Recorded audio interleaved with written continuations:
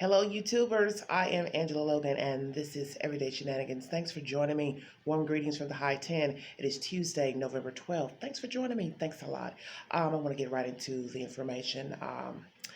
This story is, of course, about Miss Anaya Blanchard, an update. It's not the best update, but as most of you know, Mr. Ibraheem Yazeed was apprehended in the state of Florida last week. He has been extradited back to the state of Alabama.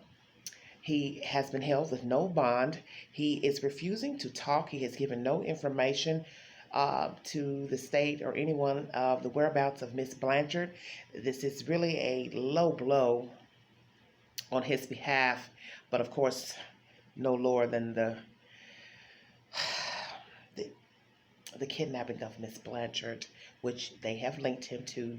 And yes, they have evidence in this case. They have not revealed all evidence, but evidence that has been revealed to the public is that there was a significant amount of blood inside of Miss Blanchard's car, the passenger seat, and that blood was deemed life-threatening and tested by forensics labs, and that it is that of Miss Blanchard. As most of you know, this week is approaching week 3 that she has been missing. There is no information of her whereabouts, and as I said, Mr. Yazeed has not notified the authorities of her whereabouts. He is not speaking. He is not cooperating, and it's a tragedy. And the father watched him in court, and he made a statement to the press that he seems very intimidating, excuse me. And he said, "I can only imagine, you know, that my daughter thought the same of this thing, this man." I say thing, excuse me, because that's what he is. He's not a human. And I think it is sad that he was walking free on a $285,000 combined bond on attempted murder and kidnapping of 2 gentlemen, one who happened to be 77 years of age. The other gentleman was 40 years of age, and a sick, sad sap of a judge let him walk on a bond, and I think it is pathetic. Now, in the article that I read coming from Alabama.com, I just call it al.com, in that article it states that Mr. Yazeed has 1 child and that he has no record of an income. He does have a public defender. So one would ask themselves, that incident that took place back in January of that beating and kidnapping, okay, he didn't have a record of a job. So how did he bond out?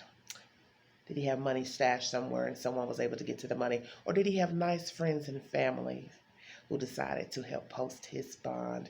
And I think it's pathetic that you would even bond someone out who has committed such a crime against another human being. You see, 2 human beings, one elderly, okay?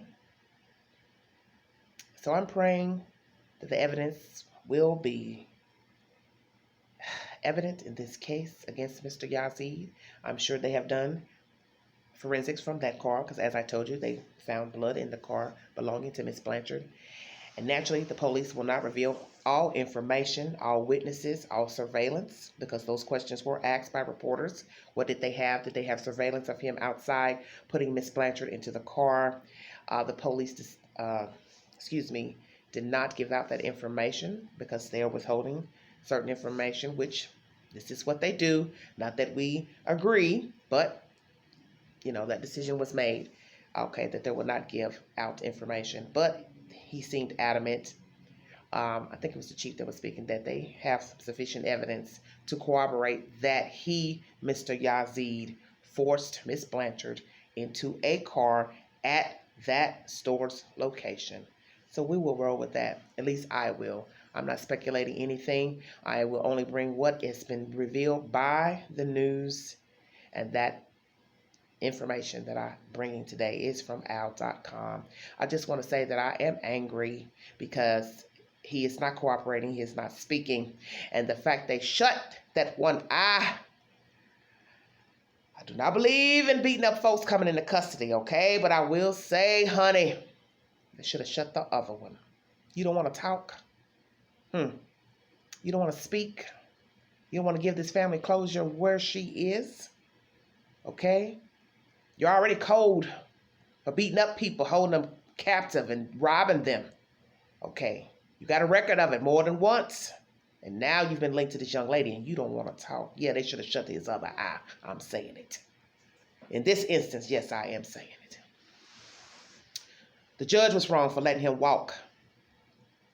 Almost a $300,000 bond, and you let that creep walk. Why? The people out in Missouri, same thing. You let him do 8 months in jail, and he was waiting then on said charges, and you let him go just because he did 8 months. Oh, wow, whoopee. And then he leaves Missouri to only come back to Alabama to lie in wait for this child. It's cold. It's a cold system. The same system that does not condone wrongdoing, judges you for doing wrong, but then also the same system that says, hey, you got the right dollar, I'll let you go and walk around till your trial date. You see, the judicial system is dirty, but yet they want us to believe in it and have faith in it and have faith that it will work. Well, in this case for Miss Blanchard, it did not work.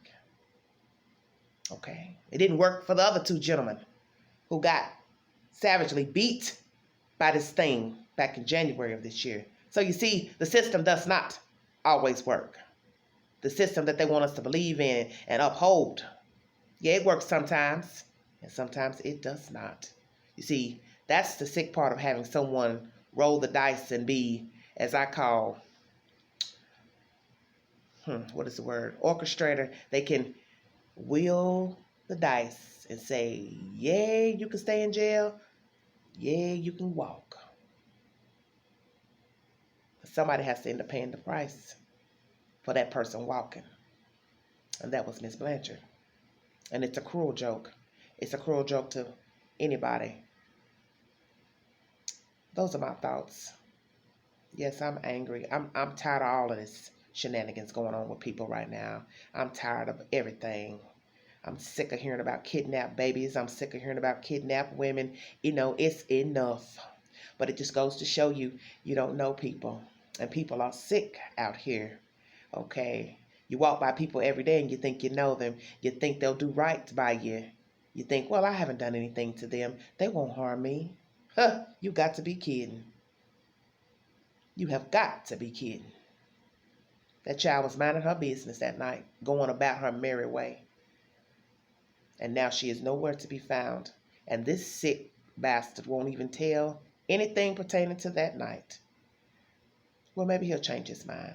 Maybe if the other eye gets shut, he'll decide to talk. I can't say wire his mouth shut because then he wouldn't be able to speak now, would he?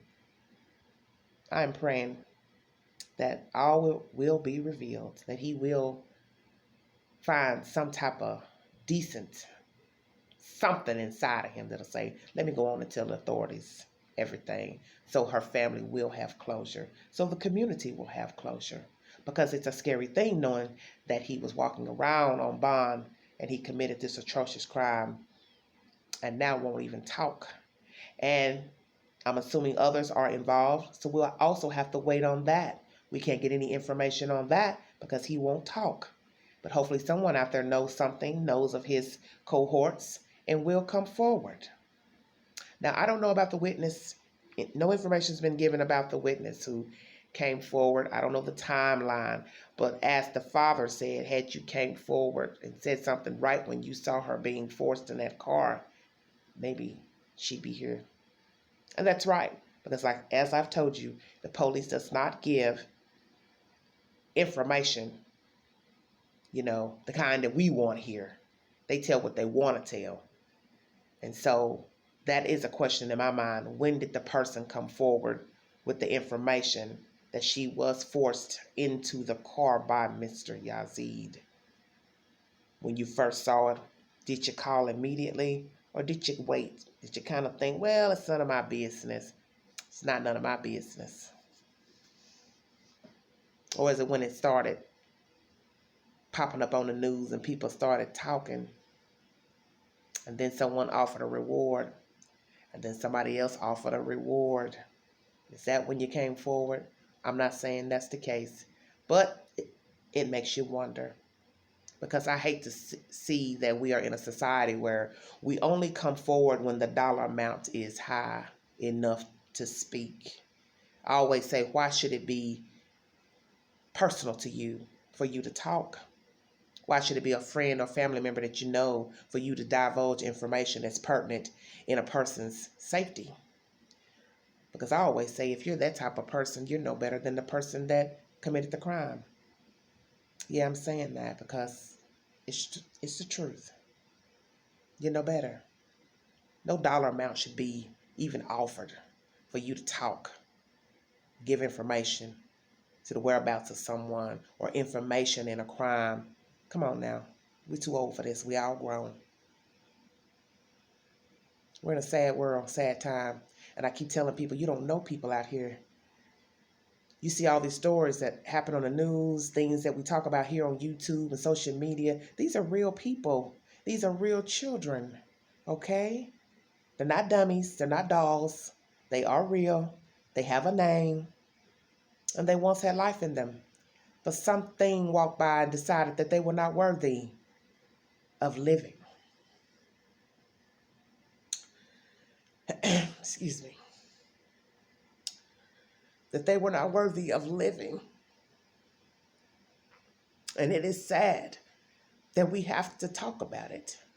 But I am praying that he tells these people where their child is, because they deserve that.